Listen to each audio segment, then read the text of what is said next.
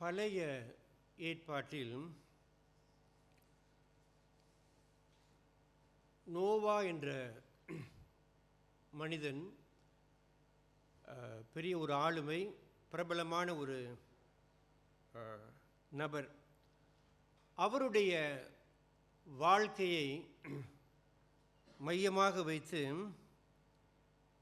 இரண்டு காரியங்களை உங்களோடு கூட நான் பகிர்ந்து கொள்ள விரும்புகிறேன்.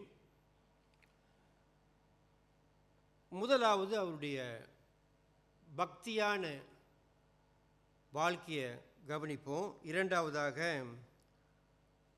அவருடைய உண்மையான ஊழியம்.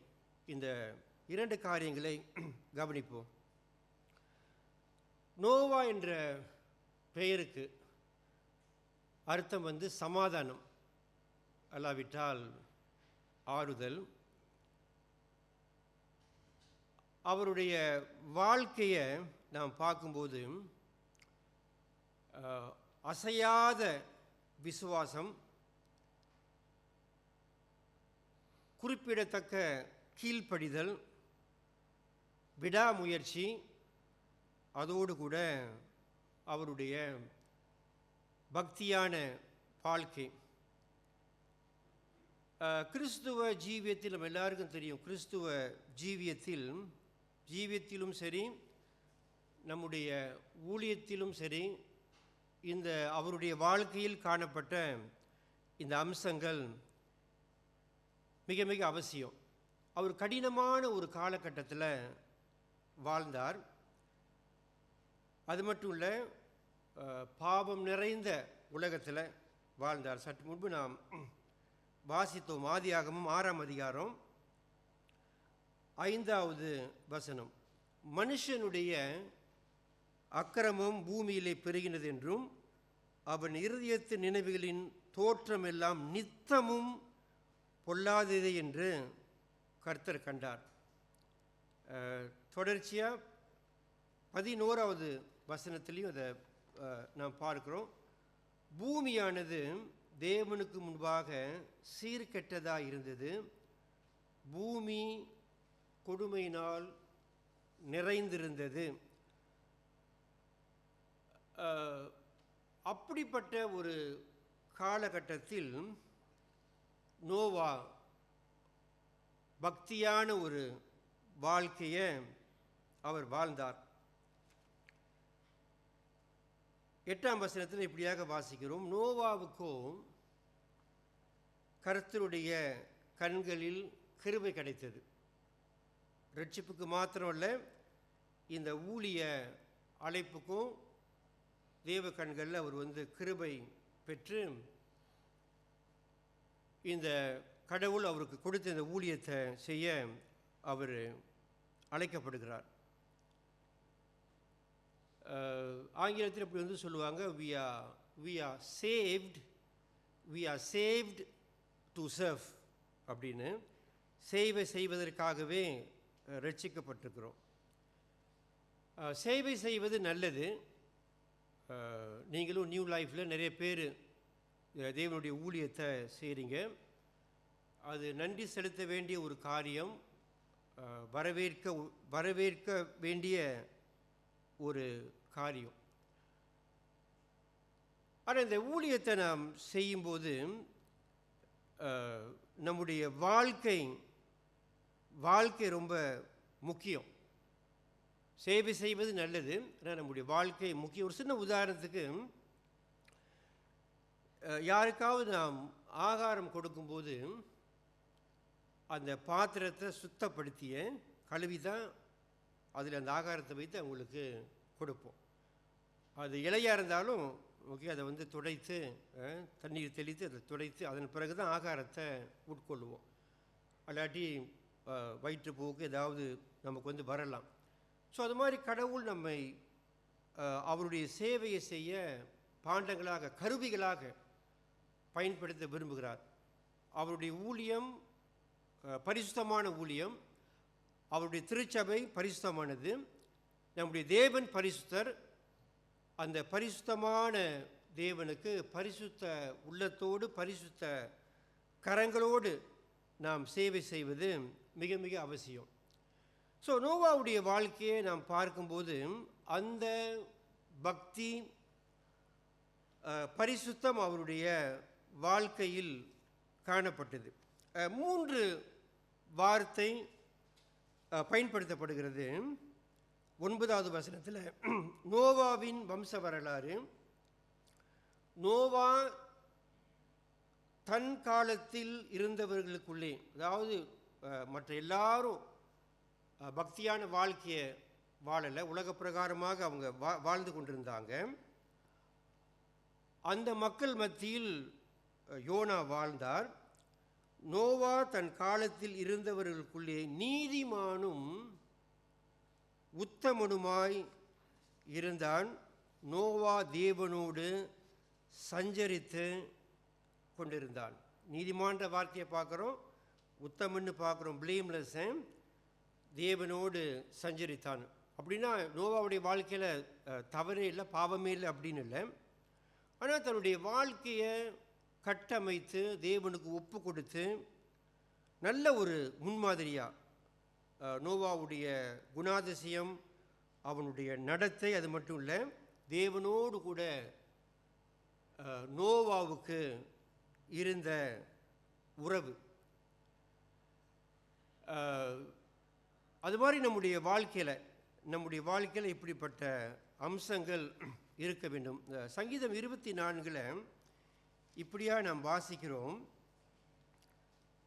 சங்கீதம் 24 3வது வசனம். யார் கர்த்தருடைய பர்வதத்தில் ஏறுவான்? யார் அவருடைய பரிசுத்த ஸ்தலத்தில் நிலைத்திருப்பான்? கைகளில் சுத்தம் உள்ளவனும் இருதயத்தில் மாசில்லாதவனுமாய் இருந்து தன் ஆத்துமாவை மாயைக்கு ஒப்புக்கொடாமலும் கபடாய் ஆணையிடாமலும் இருக்கிறவனே, அவன் கர்த்தரால் ஆசீர்வாதத்தையும் தன் இரட்சிப்பின் தேவனால் நீதியையும் பெறுவான். ஸோ இந்த நம்முடைய வாழ்க்கை மிக மிக அவசியம். இப்போ ஒரு உதாரணத்துக்கு நீங்கள் நியூ லைஃப்பில் ஒரு ஊழியரை நியமிக்க விரும்புகிறீங்க. இந்த செஷன் மெம்பர்ஸை எல்டர் லேனி, எல்டர் ஆனந்த் மற்றவர்கள் செஷனில் இருக்கிறாங்க. அந்த ஊழியரை இன்டர்வியூ பண்ணுவாங்க, நேர்காணல். அவர் நிறைய படிச்சிருக்கலாம், நல்லது, தவறு இல்லை. அமெரிக்காவில் படிச்சிருக்கலாம், master of theology, master of divinity, சைக்காலஜியில் டிகிரி இருக்கலாம், அதெல்லாம் நல்லது, தவறு இல்லை. நல்லா பிரசங்கம் பண்ணக்கூடியவராக இருக்கிறாரு, அதுவும் நல்லது. சரீர ரீதியில் ஆரோக்கியமாக இருக்கிறாரு, அதுவும் நல்லது. ஆனால் அவருடைய வாழ்க்கையில் நிறைய குறைபாடுகள் இருக்குது, லாட் ஆஃப் ஃப்ளாஸ்.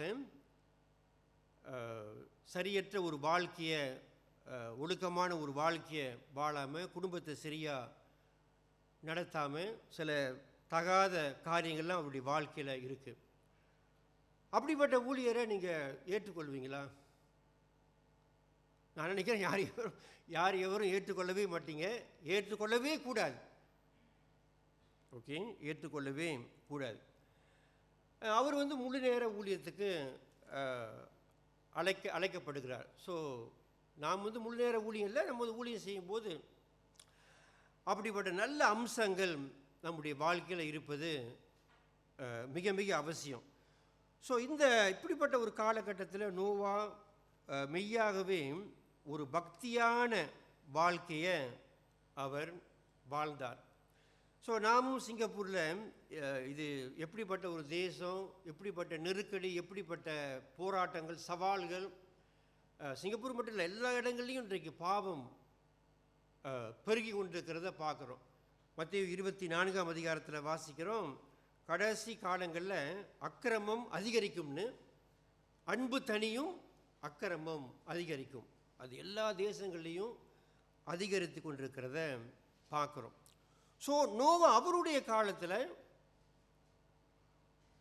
எதிர்நீச்சல் போட்டு தன்னுடைய வாழ்க்கையை கட்டமைத்து பயபக்தியோடு பக்தியான ஒரு வாழ்க்கையை அவர் வாழ்ந்தார். ஸோ அது மாதிரி நாம் சாக்கு போக்கு சொல்லாமல் நாமும் தேவனுடைய கிருபையோடு கூட பக்தியான பரிசுத்தமான வாழ்க்கையை வாழ்வது மிக மிக அவசியம். அப்படிப்பட்ட ஒரு வாழ்க்கையை வாழ்ந்து நாம் ஊழியம் செய்யும்போது தான் மெய்யாகவே அந்த ஊழியத்தை தேவன் அங்கீகரித்து ஆசீர்வதிப்பார்.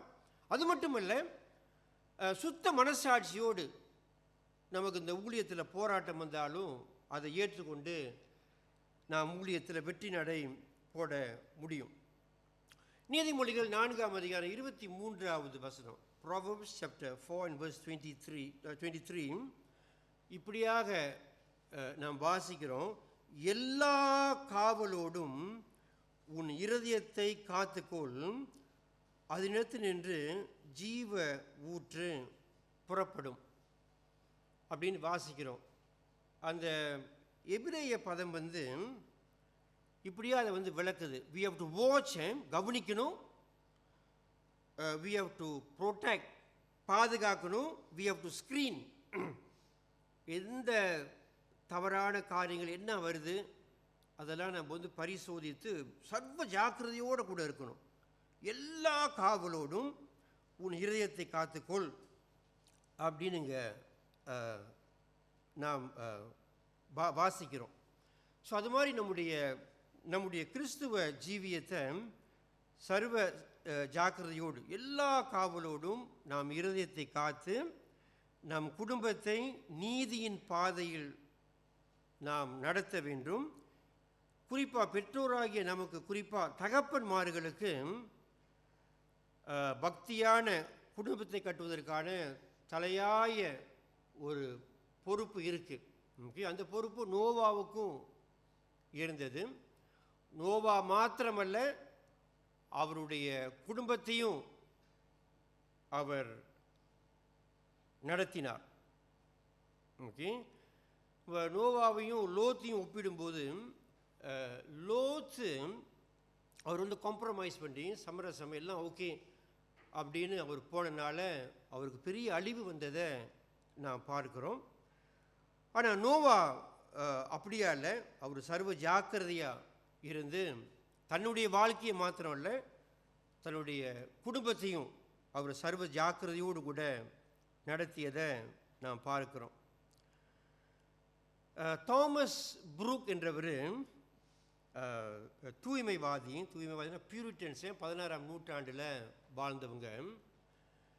இந்த தூய்மைவாதிகள் 2 அம்சங்கள் அவங்களுடைய வாழ்க்கையில்.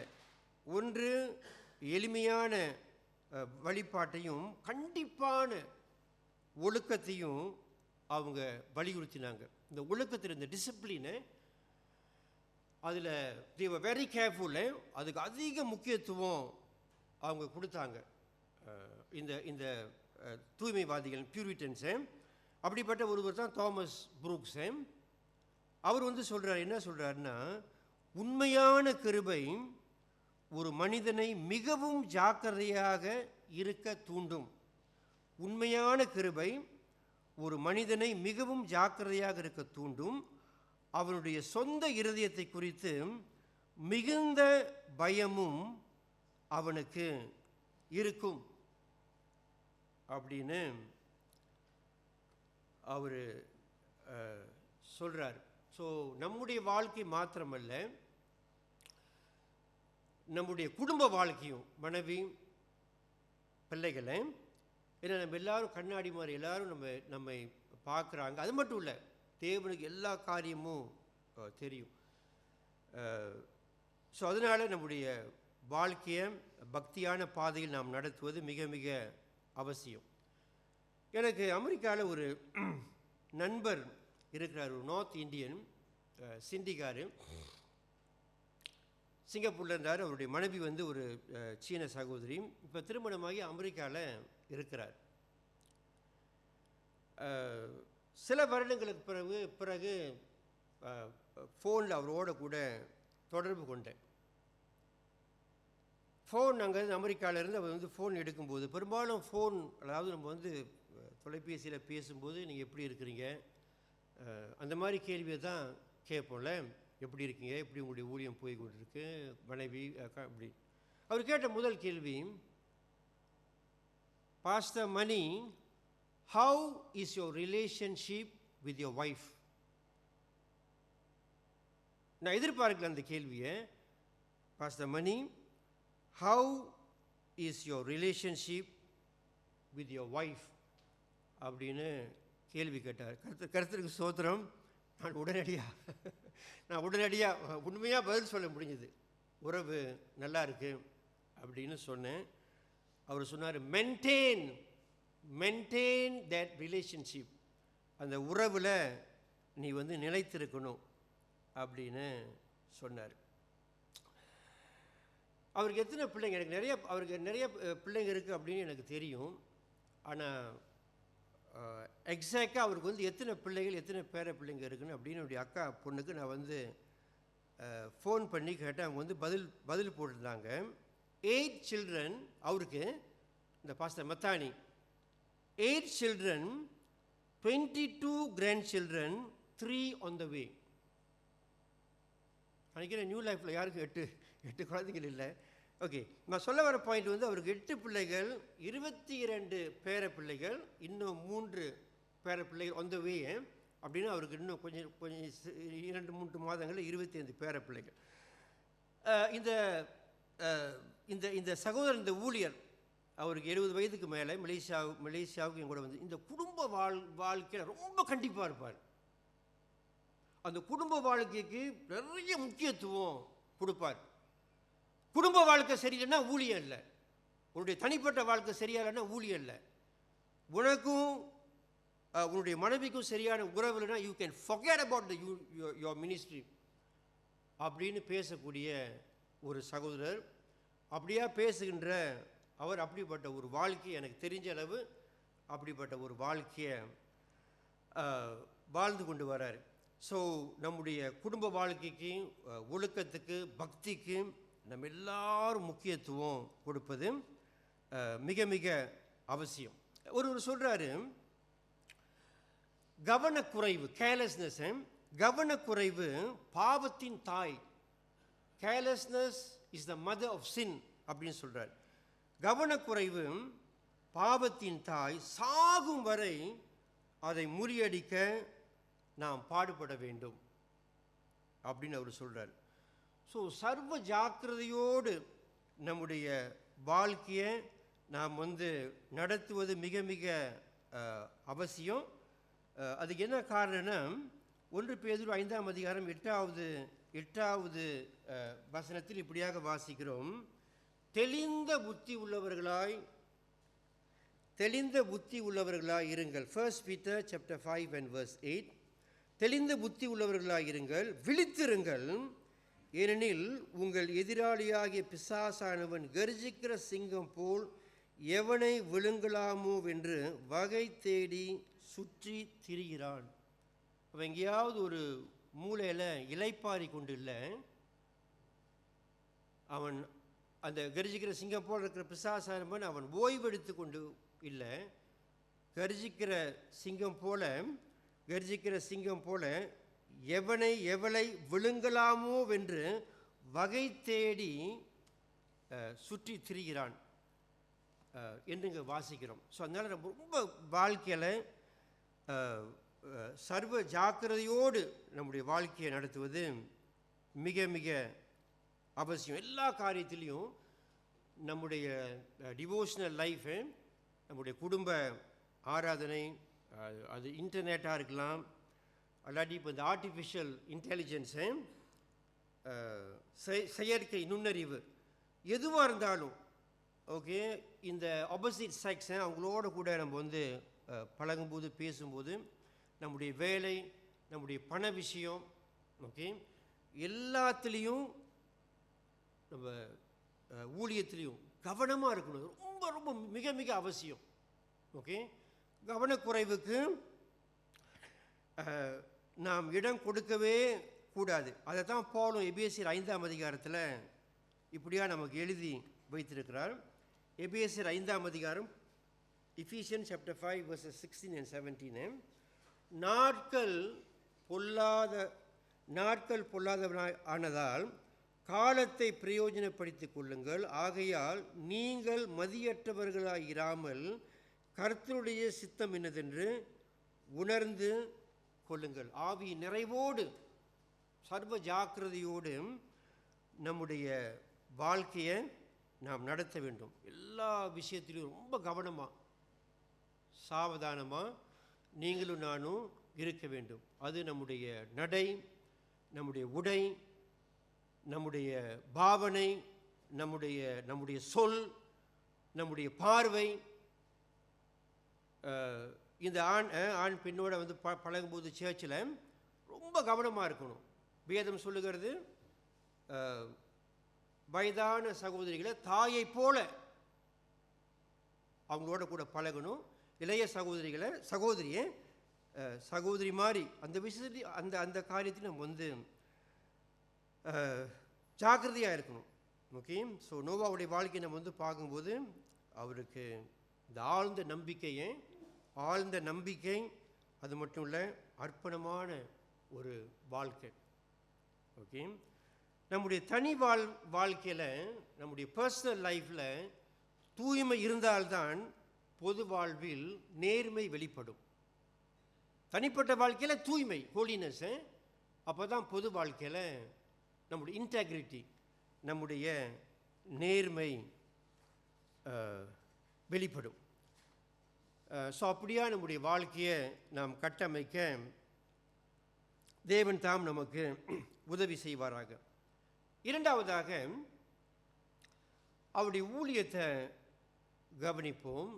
ஃபெய்த்ஃபுல் சர்வீஸ், உண்மையான ஊழியம். நோவாவுடைய வாழ்க்கையை நாம் பார்க்கும்போது அவர் பேழையை கட்டினார். அதை பிரதானமாக பார்க்குறோம். அதை குறித்து நம்ம எல்லாருக்கும் தெரியும். நான் ஆரம்பத்தில் சொன்னது போல் யோனா வந்து பேழையை மாத்திரம் கட்டலை, அவருடைய வாழ்க்கையும் அவர் கட்டினார். அவருடைய வாழ்க்கையை மட்டும் இல்லை, அவருடைய குடும்பத்தாருடைய வாழ்க்கையும் கட்டினார். அதோட கூட இந்த நீதியையும் அவர் பிரசங்கித்தார். பேழையை கட்டினார். அது மட்டும் இல்லை, 2 பேதுரு 2ஆம் அதிகாரம் 5வது வசனம், 2 Peter chapter 2 verse 5ல he was a preacher of righteousness, நீதியை பிரசங்கித்தார் என்று அங்கே வாசிக்கிறோம். ஸோ அவருடைய வாழ்க்கையில் குறிப்பிடத்தக்க இந்த கீழ்ப்படிதல், விடாமுயற்சியை, இதெல்லாம் அவருடைய வாழ்க்கையில் வெளிப்பட்டதை நாம் பார்க்கிறோம். அவர் சுயமாக அவருடைய விருப்ப பிரகாரம் அவருடைய ஊழியத்தை அவர் செய்யலை. ஓகே. சற்று முன்பு நாம் வாசிக்க கேட்டோம். ஆதியாகமம் 6ஆம் அதிகாரம் 15வது வசனத்தில் தெளிவாக, ரொம்ப ஸ்பெசிஃபிக்காக, மைன்யூட்டாக அவர்கிட்ட இந்த பேழையை அவர் வந்து எப்படி கட்டணும் என்பது அவருக்கு வந்து சொல்லப்படுறதை பார்க்குறோம். 15வது வசனம், 6:15, நீ அதை பண்ண வேண்டிய விதம் என்னவென்றால், பேழையின் நீளம் 300 முழமும் அதன் அகலம் 50 முழமும் அதன் உயரம் 30 முழமாக இருக்க வேண்டும். நீ பேழைக்குள் இதெல்லாம் வந்து செய்யணும். ஜன்னல், கதவு எல்லாவற்றையும் கடவுள் எப்படியாக அவருக்கு இந்த காரியங்களை வெளிப்படுத்தினாரோ அது பிரகாரம் எல்லா காரியத்தையும் அவர் செய்தார் என்று வாசிக்கிறோம். குறிப்பாக இந்த 22வது வசனம், அவர் எப்படிப்பட்ட ஒரு மனிதன், அந்த ஊழியத்தை அவர் வந்து எப்படி செய்தார் என்று இந்த ஒரு வசனத்தில் நம்ம வந்து பார்க்குறோம். நோவா அப்படியே செய்தான். தேவன் தனக்கு கட்டளையிட்டபடியெல்லாம் அவன் செய்து முடித்தான் என்று நாம் வந்து வாசிக்கிறோம். தேவனுடைய வெளிப்பாடு, சிந்தையில் வெளிப்பாட்டை நோவா பெற்றுக்கொண்டார். சிந்தையில் வெளிப்பாட்டை அவர் வந்து பெற்றுக்கொண்டார். தேவ பயத்தினால் அவருடைய உள்ளம் உந்தப்பட்டது. தேவ கிருபையினால் தேவனுக்கு அவர் கீழ்ப்படிந்தார். நான் ஆபிரகாமை குறித்து பிரசங்கம் பண்ணும்போது ஒரு சமயத்தில் இந்த 4 காரியத்தை சொன்னேன். நான் நினைக்கிறேன் இந்த 4 காரியம் ஆபிரகாமுக்கு மாத்திரமல்ல, நோவாவுடைய வாழ்க்கைக்கும் அது வந்து பொருந்தும். அது என்னென்ன அந்த 4 காரியம்? நோவாவுக்கு திறந்த காதுகள் இருந்தது, ஓப்பன் இயர்ஸ். ஓகே. நம்முடைய காதுகள் வந்து திறந்த காதுகளை இல்லாவிட்டால் நம் தேவன் சொல்கிறத கேட்க மாட்டோம். நம்ம வேற எதையாவது செய்வோம், நம்முடைய இஷ்டப்பிரகாரம் அவருடைய ஊழியத்தை செய்வோம். ஸோ அவருக்கு திறந்த காதுகள் இருந்தது. அது மட்டும் இல்லை, 2வது கீழ்ப்படிந்த கால்கள், நிலையான கண்கள், தேவனையே நோக்கி பார்த்தாரு. அது மட்டும் இல்லை, அந்த தேவன் அவருக்கு வந்து கொடுத்த அந்த ஊழியத்தின் மேல் அவர் நோக்கமாக இருந்தார். இதுதான் தேவன் எனக்கு வந்து கொடுத்த ஊழியம், இதை நான் வந்து செய்யணும். எல்லாரும் கரங்களை வந்து தட்டி, நோவா நீ வந்து ஒரு பெரிய வேலையை செய்கிற, நாங்கள் எல்லாரும் உனக்கு வந்து ஆதரவு கொடுக்குறோம், நீ பெரிய ஒரு மனுஷன் அப்படின்னு எல்லாரும் கரங்களை தட்டி அவரை வாழ்த்திருக்க மாட்டாங்க. பல மாதிரி எதிர்ப்புகள், கிண்டல், கேலி இதெல்லாம் இருந்திருக்கும். என்னப்பா அது இப்படிப்பட்ட ஒரு காரியத்தை நீ வந்து செய்கிற, எப்போ வெள்ளம் வரப்போகுது, பைத்தியக்காரத்தனமாக நீ வந்து நடக்கிற, அப்படி கூட மக்கள் பேசியிருக்கலாம். பட் இருந்தாலும் நிலையான கண்கள், தேவனை நோக்கி பார்த்தாரு. இது தேவனை எனக்கு வந்து கொடுத்த பணி, இதை நான் வந்து செய்வேன், அதை கட்டி முடிப்பது என்னுடைய வேலை. அதை தேவன் சொன்ன வண்ணமாக அவர் வந்து கட்டி முடித்ததை பார்க்குறோம். ஸோ திறந்த காதுகள், கீழ்ப்படிந்த கால்கள், நிலையான கண்கள், அது மட்டும் இல்லை அர்ப்பணிக்கப்பட்ட உள்ளம். ஸோ நம்ம வந்து ஊழியத்தை செய்யும்போது, தேவ ஊழியத்தை நாம் செய்யும்போது நம்ம எல்லாருக்கும் தெரியும், இதெல்லாம் புதுசு இல்லை, நீங்களும் ஊழியம் செய்கிறீங்க. பலவிதமான எதிர்ப்புகள், போராட்டங்கள் இதெல்லாம் நமக்கு வரும். ஓகே, நமக்கு தெரிந்த ஒரு காரியம் என்னென்னா, சில சமயத்தில் நம் ஊழியத்தை வந்து செய்யும்போது மக்கள் நம்மை பாராட்ட விட்டாலும் பரவாயில்ல, நீங்கள் ரொம்ப சிறப்பாக செய்கிறீங்க பிரதர், உங்களுக்காக நன்றி செலுத்துகிறோம், ஒவ்வொரு வாரமும் இந்த ஊழியத்தை சிறப்பாக நீங்கள் வந்து செய்கிறீங்க அப்படின்னு மக்கள் நம்மை வாழ்த்தா விட்டால் பரவாயில்ல. ஆனால் நம்ம செய்கிற ஊழியத்தை அவங்க வந்து குற்றப்படுத்தும் போது, அதை குறித்து குறை சொல்லும்போது, அபாண்டமான பழிகளை சுமத்தும் போது நிச்சயமாக நமக்கு வந்து வேதனையாக இருக்கும். இதெல்லாம் வாழ்க்கையில் வரும். ஒரு வாட்டி ஒரு சகோதரி என்னையை பார்த்து அவங்க சொன்னாங்க, என்ன சொன்னாங்கன்னா, you are a bad pastor. நாங்கள் you are a bad pastor, நீங்கள் வந்து கெட்ட போதகர். ஸோ என்னுடைய 40 வருட ஊழியத்தில் ஒரு சகோதரி தான் அப்படி சொன்னாங்க, நிறைய பேர் சொல்லலை. பட் எனிவே நான் அதை வந்து பெருசுப்படுத்தலை, ஏன்னா அவங்களுக்கு வந்து சிந்தையில் கொஞ்சம் பாதிப்பு இருக்குது. எனிவே வேறு யாரும் அப்படி சொல்லியிருந்தா கூட நான் இதை வந்து பெருசுப்படுத்த போகிறதில்லை. ஏன்னா மக்கள் பல மாதிரி பேசுவாங்க. ஓகே, நம்ம கமிட்டியில் இருக்கிறோம், மக்கள் கேள்வி கேட்பாங்க. இல்லை, கேள்வி கேட்டால் நம்ம வந்து கோவப்பட வேண்டிய அவசியம் இல்லை. Anyway they have the right. இல்லை, சர்ச் மெம்பர்ஸ் கூட நம்ம வந்து கேள்வி கேட்கலாம். ஆராதனை முடிஞ்சு அல்ல இப்போ இன்றைக்கி பாசநாதனில் உங்களை மறித்து உங்களை கேள்வி கேட்கலாம், ஏன் பிரதர் சர்ச்சில் எப்படி இப்படின்னு கேட்கலாம். நம்ம கோவப்படக்கூடாது. அவங்களுக்கு பொறுமையாக ஏற்ற பதிலை நாம் வந்து அவங்களுக்கு வந்து சொல்லணும். ஸோ நம்முடைய ஊழியத்தில் பொறுமை ரொம்ப முக்கியம்.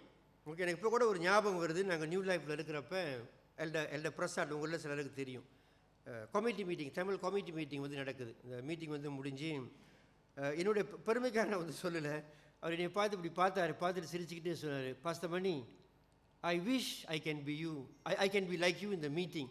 ஏன்னா அந்த மீட்டிங்கில் ரொம்ப பொறுமையாக உட்காந்துருந்தேன். I wish I can be like you அப்படின்னார். ஸோ சில சமயத்தில் நம்ம வந்து பொறுமையாக இருக்கணும். இந்த பொறுமையும் அது மட்டும் இல்லை, நம்முடைய ஊழியத்தில் இந்த விடாமுயற்சி. ஓகே, நான் முன்பு கூட உங்கள்கிட்ட வந்து சொல்லியிருக்கிறேன், நெல்சன் மண்டேலா அவருடைய வாழ்க்கை வரலாறு, ஆட்டோபயோகிராஃபி, 600 பேஜஸ், ரொம்ப சுவாரஸ்யமான வாழ்க்கை வரலாறு அவரோட. நான் page by page every chapter every whole chapter whole book நான் படித்து முடிச்சு. இன்றைக்கி நீங்கள் கேட்டிங்கன்னா அந்த 600 பக்கம் அந்த அவருடைய வாழ்க்கை வரலாறு நீங்கள் வந்து என்ன படிச்சுக்கிட்டீங்க அப்படின்னு நீங்கள் என்னை வந்து கேட்டிங்கன்னா, என்னுடைய பதில் வந்து ஒரே ஒரு வார்த்தை, விடாமுயற்சி. Okay, perseverance. அது நெல்சன் மண்டேலா கிட்ட இருந்தது. அது இருந்தனால தான் அவர் வந்து தென்னாப்பிரிக்காவுக்கு அதிபரானார். 27 வருஷம் ராபர்ட் ஐலண்டில் சிறையில் அவர் வந்து போட்டாங்க, கடினமான வேலை. ஓகே, சிறையில் இருந்து 27 வருடங்களுக்கு பிறகு, சிறையில் இருந்து விடுவிக்கப்பட்ட பிறகு நேராக அவர் வந்து வீட்டுக்கு போகல, மனைவி மக்களை பார்க்க நிறையா அவருடைய கட்சியுடைய தலைமைத்துவத்துக்கு போன ஹெட் குவார்ட்டர்ஸ்க்கு அங்கே போய் அப்புறம் அதே இரவு பிரச்சாரத்தை ஆரம்பித்தார். ஸோ அப்படிப்பட்ட ஒரு மனிதனை ஸோ அது மாதிரி அப்படிப்பட்ட அம்சங்கள் நம்மிடம் இருக்கணும். அது நோவாகிட்ட இருந்தது. ஓகே, எவ்வளோ பெரிய ஒரு ஒரு ஒரு ஒரு வேலை. அதே சமயத்தில் பிரசங்கமும் பண்ணார். இந்த பேழையை அவர் கட்டி முடித்ததை நாம் பார்க்குறோம். ஸோ விடாமுயற்சியோட அவர் செயல்பட்டார். ஸோ நம்முடைய ஊழியத்தை நாம் செய்யும்போது நெகேமியா 8ஆம் அதிகாரம் 10வது வசனத்தில் பார்க்குறோம். The joy of the lord is my strength. கர்த்தருக்குள் மகிழ்ச்சியாக இருப்பதே உங்களுடைய பலன். ஸோ ஊழியம் is not be a burden, அது ஒரு பிளெஸ்ஸிங்காக இருக்கணும். அது நமக்கு ஒரு பாரமாக இருக்கக்கூடாது. அது ஆசீர்வாதம். தேவனுடைய ஊழியத்தை நாம் செய்கிறோம். பிலிப்பியர் 4ஆம் அதிகாரம் 13வது வசனத்தில் என்னை பலப்படுத்துகிற கிறிஸ்துவினாலே எல்லாவற்றையும் செய்ய எனக்கு பலன் உண்டு அப்படின்னு பால் சொல்கிறார். ஸோ இந்த ஊழியத்தை நம்முடைய இஷ்ட பிரகாரம் இல்லை, தேவன் நமக்கு கொடுத்த ஊழியத்தை தேவன் விதித்த விதிமுறைகளை நாம் உதறி தள்ளக்கூடாது. நோவா அதை உதறி தள்ளவே இல்லை.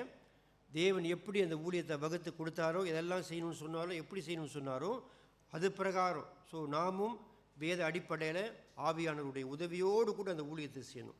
பெயர் புகழுக்காக நாம் ஊழியம் செய்தால் அது வேதனையில் முடியும். அப்போஸ்தலர் 5ஆம் அதிகாரம், போட்டி பொறாமைக்கு நாம் ஊழியம் செய்தால் அது பிரிவினையில் முடியும். 1 கொரிந்தியர் 3ஆம் அதிகாரம், பொன் பொருளுக்காக நாம் ஊழியம் செய்தால் அது அவமானத்தில் முடியும். ஓகே, ரிச்சர்ட் பெக்ஸ்டர் இப்படியா சொல்கிறாரு. அவரும் ஒரு பியூரிட்டனை ஊழியம் செய்யும்போது அவர் இப்படியாக சொல்கிறார். நம்முடைய தனிப்பட்ட வாழ்க்கையிலையும் சரி, ஊழிய பாதையிலும் சரி, காற்றுகள் அலறினாலும் புயல்கள் கொந்தளித்தாலும் தேவனுடைய கரம் எப்பொழுதும் எங்களை தாங்கி ஒவ்வொரு நிகழ்வையும் நம்முடைய நன்மைக்கும் அவருடைய மகிமைக்கும் வழி நடத்துகின்றது என்பதை நாம் உறுதியாக நம்ப வேண்டும். எல்லா காரியமும் தேவனுடைய அனுமதியின் சித்தமே. போராட்டங்கள், எதிர்ப்புலாம் வரும், நம்ம அதை எதிர்பார்க்கறதில்ல. இதெல்லாம் தேவன் சில சமயத்தில் ஒரு காரணத்தோடு, சில சமயம் சில கேள்வி, சில எதிர்ப்புகள் வரும்போது அது நமக்கு நல்லது தான். அப்போ தான் இன்னும் கொஞ்சம் ஜாக்கிரதையாக நம்ம செய்வோம் அந்த அந்த அந்த ஊழியத்தை. ஸோ தேவ ஊழியத்தை தேவன் விரும்புகின்ற வண்ணமாக தேவன் வகுத்த வழியில் நாம் செய்தால் அது தேவனால் அங்கீகரிக்கப்படும். ஸோ 2 காரியம் நோவாவுடைய வாழ்க்கையிலிருந்து, அவருடைய தனிப்பட்ட வாழ்க்கை, பக்தியான வாழ்க்கை, அவருடைய வாழ்க்கை மட்டும் இல்லை, அவருடைய குடும்பத்தையும் பக்தியின் பாதையில் நடத்தினார். அவருடைய ஊழியத்தை நாம் பார்க்கும்போது அந்த ஊழியத்தை உண்மையோடு அவர் செய்தார். நான் இறுதியாக ஒரு ஜெபத்தோட 17ஆம் ஒரு 17th century ப்ரேயர், அந்த ஜெபத்தோடு நான் முடிக்க விரும்புகிறேன். 17ஆம் நூற்றாண்டில் ஏற்கப்பட்ட ஒரு ஜெபம். இந்த வருடத்தின் அறியப்படாத நீரில் என் படகை செலுத்துகிறேன். இந்த வருடத்தின் அறியப்படாத நீரில் என் படகை செலுத்துகிறேன். பிதாவே, என் துறைமுகம் நீர். குமாரனே, என் தலைமையில் நீரே, லீடரே, தலையே. பரிசுத்த ஆவியே, என் பாய்மரங்களுக்கான காற்று நீர். பரிசுத்த ஆவியே, என் பாய்மரங்களுக்கான காற்று நீர். பலத்தாலும் கிருபையாலும் என்னை பரலோக நகரத்திற்கு வழி நடத்துவீராக. என் விளக்கு எரியட்டும், உம் அழைப்புக்கு என் காது திறக்கட்டும். என் இதயம் அன்பால் நிறைந்திருக்கட்டும். என் ஆன்மா சுதந்திரமாக இருக்கட்டும். ஜெபம் செய்வோம். இரக்கமுள்ள பிதாவே, நாங்கள் உம்மை ஸ்தோத்திரிக்கிறோம். இந்த புதிய ஆண்டுக்காக, உம்முடைய நன்மையான ஈவுகளுக்காக தேவனே நாங்கள் உம்மை ஸ்தோத்திரிக்கிறோம். நோவாவுடைய தனிப்பட்ட வாழ்க்கை, அவருடைய பக்தியான வாழ்க்கைக்காக நாங்கள் நன்றி செலுத்துகிறோம். அதை நாங்கள் பின்பற்ற எங்களுக்கு நீர் உதவி செய்யும். அவர் உண்மையோடு ஊழியம் செய்தது போல நாங்களும் உண்மையோடு ஊழியம் செய்ய நீர் எங்களுக்கு உதவ, எங்களை பலப்படுத்த, எங்களை வழிநடத்த எங்களுக்காக நாங்கள் வேண்டிக் கொள்கிறோம். இயேசுவின் திருநாமத்தில் ஜெபிக்கிறோம் பிதாவே. ஆமென்.